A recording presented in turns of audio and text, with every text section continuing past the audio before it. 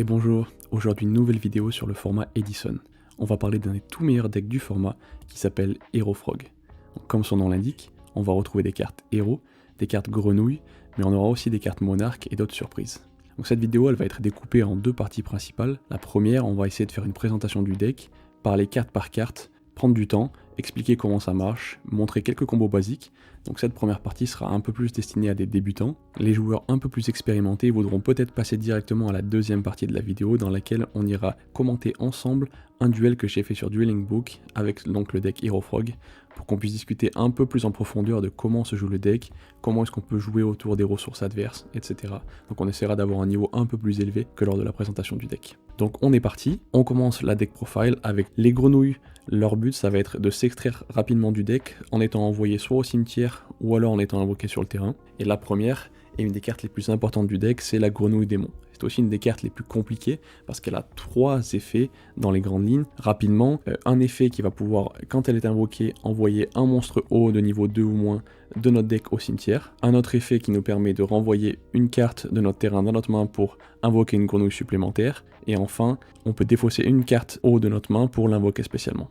Et donc on la joue en 3 exemplaires. Ensuite, on vient jouer 2 exemplaires de Rainette, qui, quand elle est au cimetière, va pouvoir s'invoquer spécialement sur notre terrain en stand-by phase si jamais on contrôle aucune carte magie et piège. Ensuite, 3 exemplaires de grenouille de permutation, 2000 points de défense, une étoile, ça a son importance. On peut sacrifier une carte sur notre terrain, elle-même ou un autre monstre, pour invoquer spécialement un monstre grenouille de notre deck directement sur notre terrain.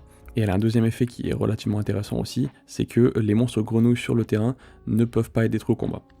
Alors il y a un ruling à savoir sur cette carte, c'est qu'en fait il y a eu une erreur de traduction en français. En français elle s'appelle grenouille de permutation, mais en anglais c'est substitute. Donc c'est toad, un crapaud, pas une grenouille. Donc en français ça aurait dû s'appeler crapaud de permutation, mais il y a une erreur de traduction et elle s'appelle grenouille de permutation. Mais en fait c'est pas une grenouille. Donc son effet qui permet d'invoquer spécialement une grenouille de notre deck, on va pas pouvoir l'utiliser pour l'invoquer elle-même.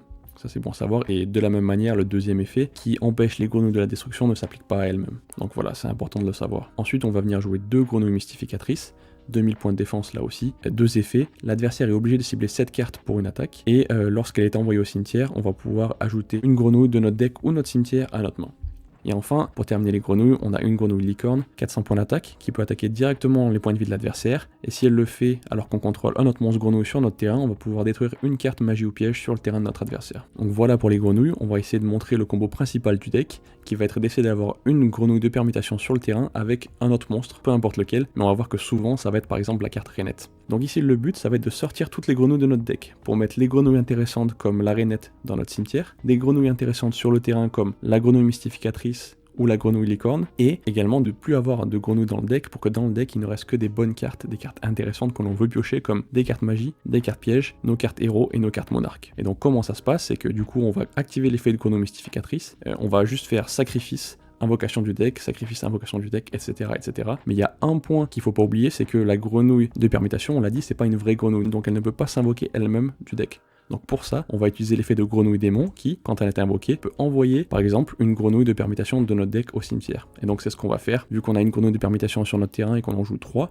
il nous en reste 2 dans le deck. Donc on va invoquer 2 grenouilles démons qui, chacune d'entre elles, quand elles sont invoquées, vont activer leur effet pour envoyer une grenouille de permutation depuis notre deck au cimetière. On va également envoyer nos 2 rainettes, ou en tout cas ce qui reste de nos 2 rainettes depuis notre deck au cimetière. Et à la fin, on va pouvoir garder sur notre terrain des cartes intéressantes. Il y a plusieurs cas de figure que l'on va faire en fonction des cartes qu'on a en main et surtout en fonction des cartes de l'adversaire. On va dire qu'il y a 3 principales options. La première, c'est ce qu'on appelle la soft lock, c'est d'avoir du coup une grenouille de permutation et une grenouille mystificatrice.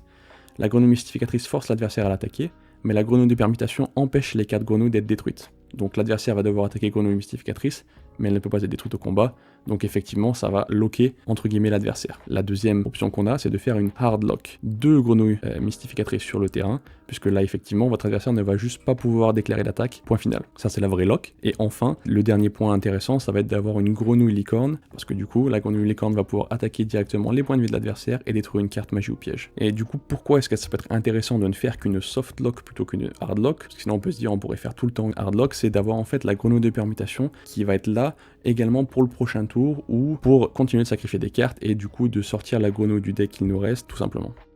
Donc maintenant, un des liens entre la partie grenouille et le reste du deck, ça va être via la carte Rainette, qui comme on l'a dit, durant notre stand-by phase, si on n'a aucune carte magie piège sur le terrain, on va pouvoir l'invoquer spécialement. Et derrière, on va pouvoir s'en servir pour faire des sacrifices, pour invoquer par exemple les monarques. On joue 3 Caius, le monarque des ombres, une des meilleures cartes, 2400 d'attaque, qui va retirer du jeu une carte sur le terrain quand elle est invoquée par sacrifice. Et si jamais c'est un monstre ténèbres qui a été retiré du jeu, on va infliger 1000 points de vie en plus à notre adversaire. Et Raiza qui va pouvoir renvoyer sur le dessus du deck une carte sur le terrain. Donc ça c'était les monarques. Et enfin la troisième grosse partie du deck, ça va être les cartes héros. Donc on joue 3 héros élémentaires, donc les héros basiques on va les appeler.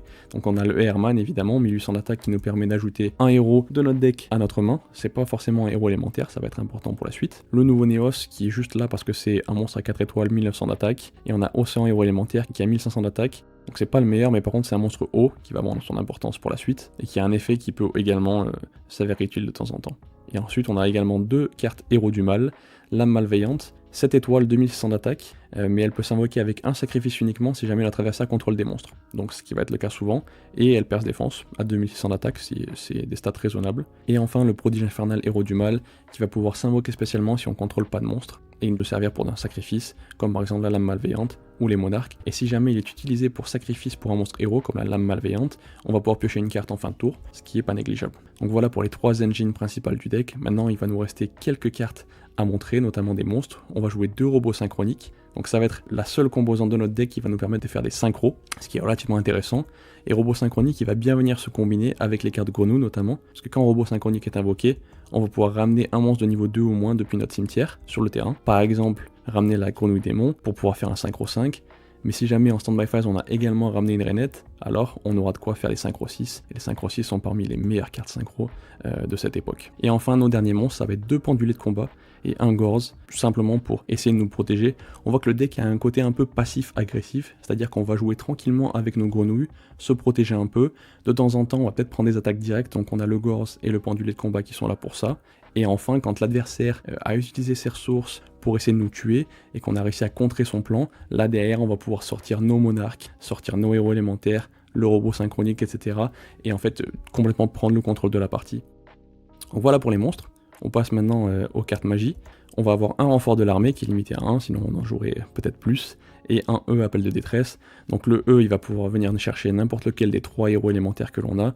Ça va être en général le Herman héros élémentaire, et le renfort de l'armée c'est plus ou moins la même chose, mais en plus de ça on va pouvoir venir chercher le robot synchronique avec, donc c'est toujours intéressant. 3 fusions miraculeuses, c'est la raison pour laquelle on joue des cartes héros. C'est une carte extrêmement forte parce que on a un monstre dans l'extra deck qu'on va pouvoir invoquer grâce à ça, c'est le 0 absolu héros élémentaire, on l'a vu en début de vidéo. Donc fusion miraculeuse va me permettre de faire une fusion en retirant du jeu des monstres de notre terrain ou cimetière. Ou cimetière, c'est vraiment là que c'est important. Et le 0 absolu, on va le voir plus tard, lui il a juste besoin d'un monstre héros et d'un monstre haut. Donc voilà, des héros on en a 5, des monstres hauts on en a plein, notamment grâce à nos grenouilles. Donc voilà, c'est extrêmement facile pour ce deck d'invoquer des héros absolus.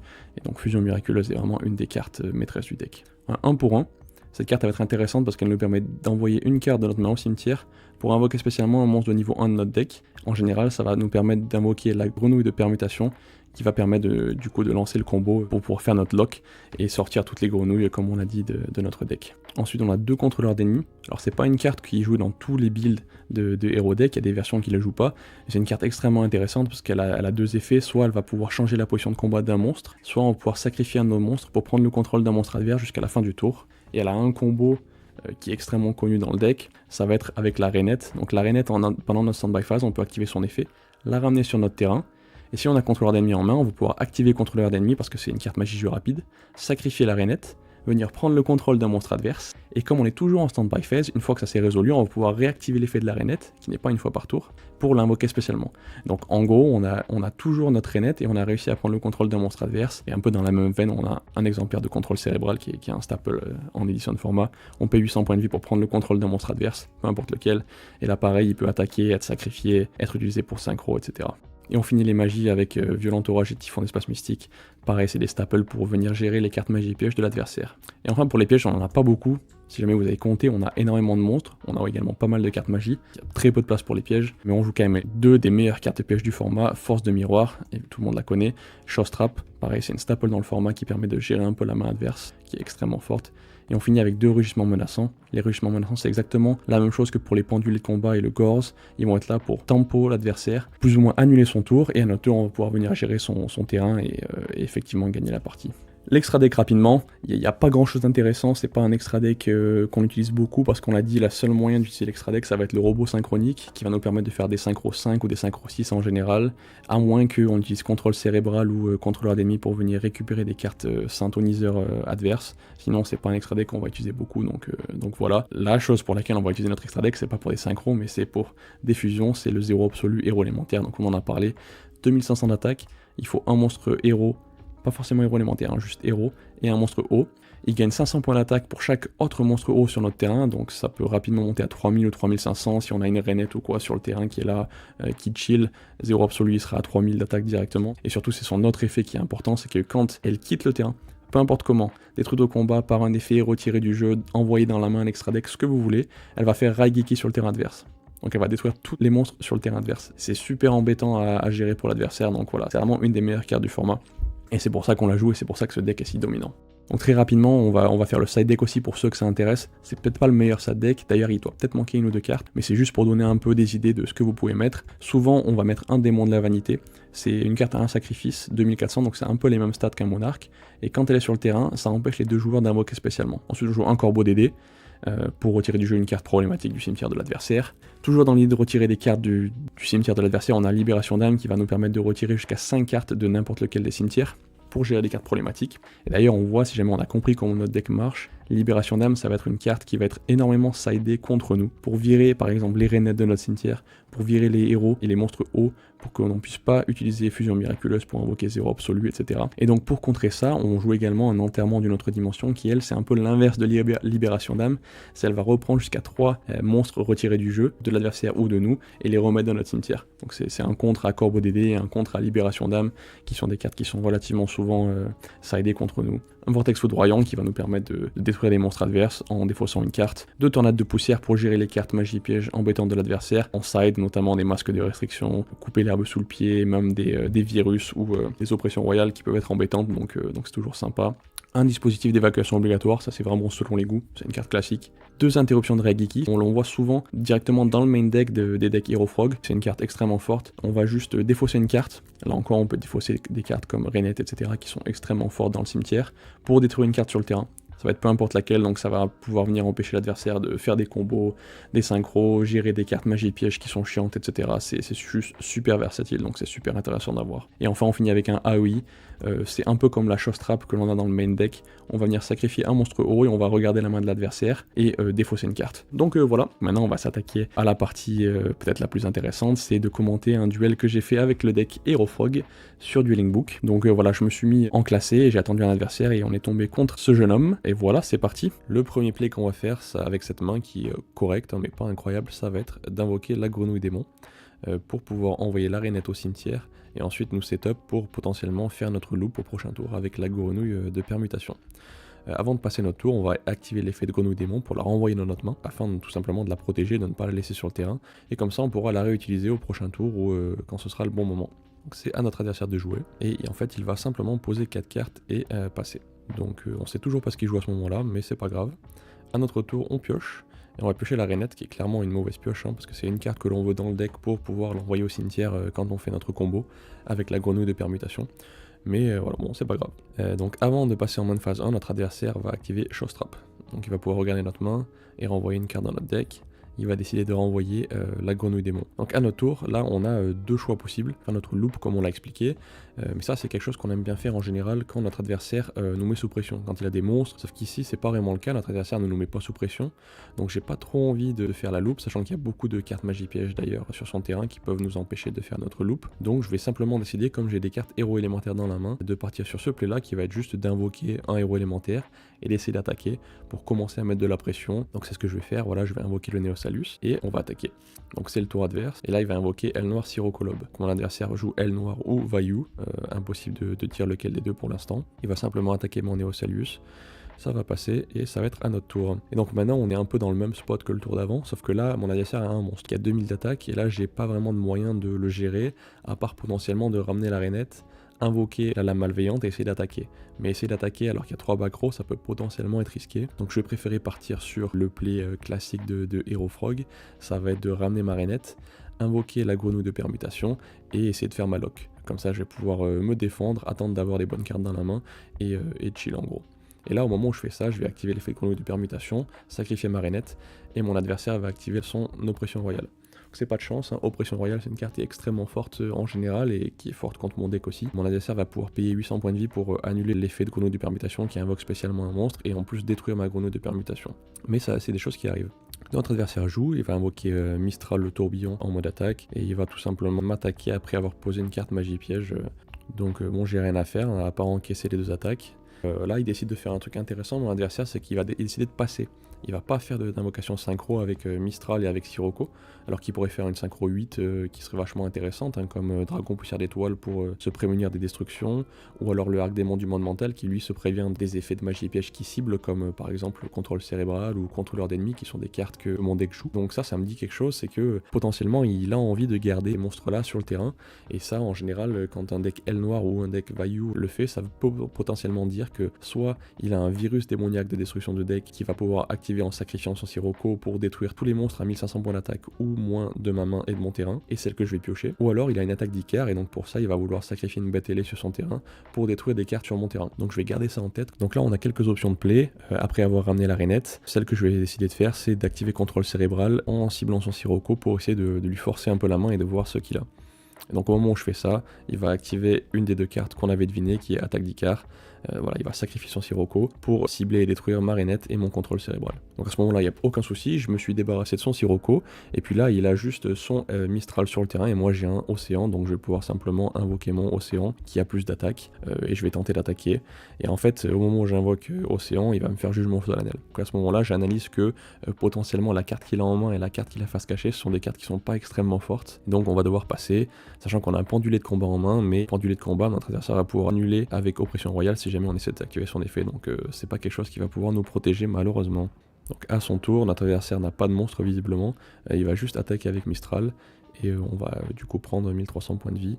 On pioche, et on va pouvoir en stand-by phase ramener notre rainette encore une fois. À ce moment-là, j'ai pas énormément de play, ce que je vais pouvoir faire, ça va être sacrifier ma rainette pour invoquer soit la lame malveillante, soit le Raiza. Je pense que les deux plays se valaient, mais à ce moment-là, je décide de plutôt conserver mon Raiza, simplement de sacrifier ma rainette pour invoquer la malveillante, qui peut s'invoquer avec un sacrifice parce que mon adversaire contrôle un monstre. Comme mon adversaire a activé Jugement solennel au tour d'avant, j'anticipe qu'il a potentiellement rien pour m'arrêter.